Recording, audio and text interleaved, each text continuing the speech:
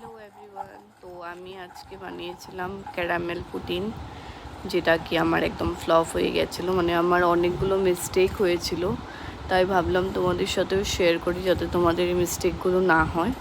তো আমি ক্যারামেলটা যখন বানিয়েছিলাম ওখানে চিনির পরিমাণটা খুব বেশি হয়ে গেছিলো।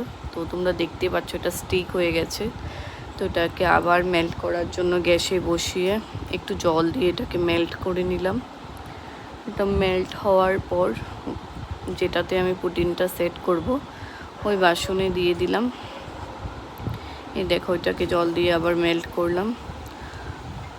তো আমার অনেকগুলো মিস্টেক হয়ে গেছিলো এখানে, আমি এখন ওটা হওয়ার পরে বুঝতে পেরেছি।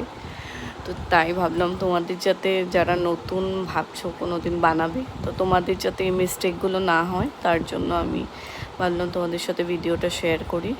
তো এই যে এখন ক্যারামেলটা আবার মেল্ট করলাম।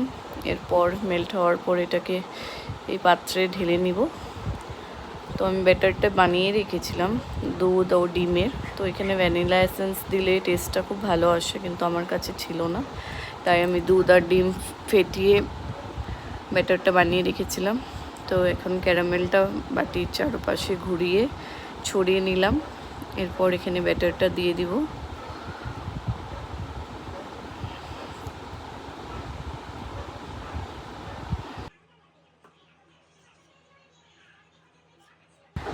ব্যাটারটা ঢেলে নিলাম এখানে।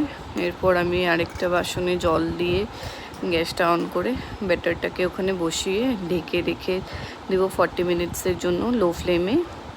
তো আমি মাঝখানে খুলে খুলে দেখছিলাম, কারণ ফার্স্ট টাইম বানিয়েছি, তো এক্সাইটমেন্ট একটু বেশি ছিল। তো এই দেখো এখনও হয়নি।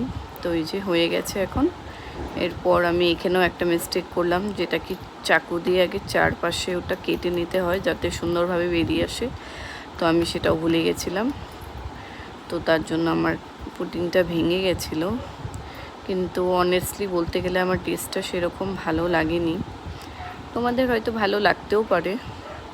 তো আমার মিস্টেকগুলো যাতে তোমাদের না হয় তার জন্য ভিডিওটা শেয়ার করলাম। ভালো লাগলে লাইক